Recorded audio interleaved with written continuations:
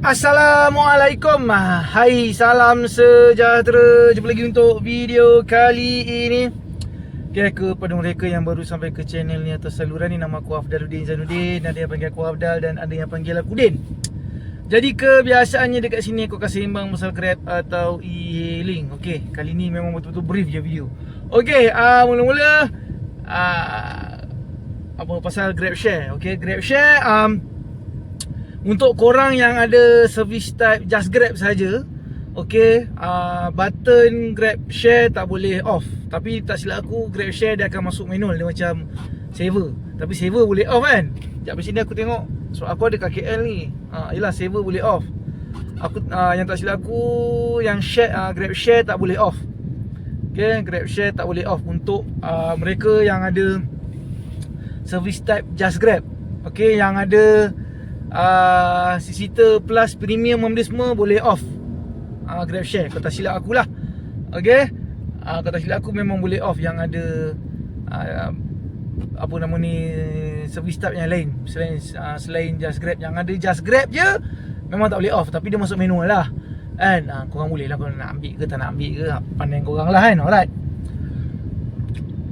Alhamdulillah. Okay, tu satu. Okay, satu lagi. Okay, ni berita baik dan juga berita buruk untuk pemandu dan juga untuk penumpang. Okey, untuk KLIA, okey, untuk KLIA akhirnya setelah hampir 11 tahun tak silap aku. Kan? Hampir 11 tahun tak silap aku. Grab buat harga RM65 untuk promo. Akhirnya sekarang dah tak ada dah. Okey, tiada lagi harga RM65. Okey, secara asasnya untuk ke KLIA, okey, ke KLIA masih lagi 65 kan, walaupun yang belah-belah Puchong kan, yang belah-belah USJ, belah-belah Bangi kan, yang dekat-dekat tu kan, yang tu masih lagi 65 ke KLIA tau. Tapi kalau jauh-jauh sikit macam Mampang, Keramat, benda semua, tu semua dah 70 lebih, 80 lebih lah kan. Dah memang ikut jarak.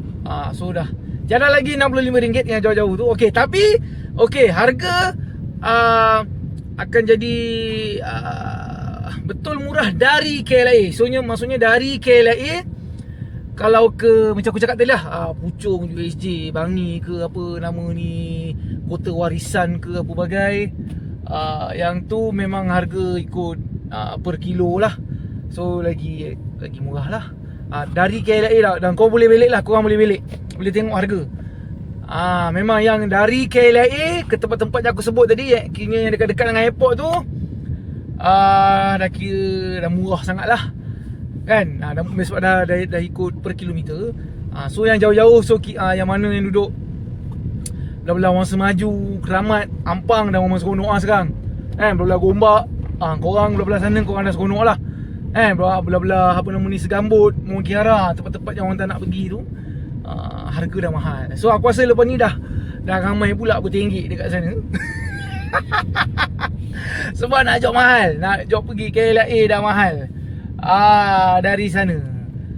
Okey, benda ni baru lagi. Okey, benda ni baru lagi, kita tak tahu apa orang kata macam mana. So Grab mungkin test dulu kan. Aku tak tahulah test ke apa kan. Tapi itulah sekarang ni dah kecoh-kecoh ni. Dah kecoh-kecoh dah. Panglima airport semua dah tengah pening ni kan. Nak main short trip pun orang kata nak main short trip KLIA pun orang kata dah sakit jiwa lah sekarang ni kan. K1 pergi K2 aku rasa mau RM20 je kan. So kata silap harga lama 32 kan. Kalau harga tu kan, harga fix kan. Kalau diikut per kilometer aku rasa RM20 tu, RM20 pergi. Ngam, suka betul aku sekarang ni kan. Grab dia dah memang jadi macam Uber dulu. Tahu tak? Jadi macam Uber dulu, maksudnya trip jauh-jauh, job lebih pada 10 km, harga memang jebaka. Jauh dekat-dekat ni harga best pula kan. Jauh. Grab dah mau jadi Uber siap. Grab. So tak apa, tu nanti kita cerita lain.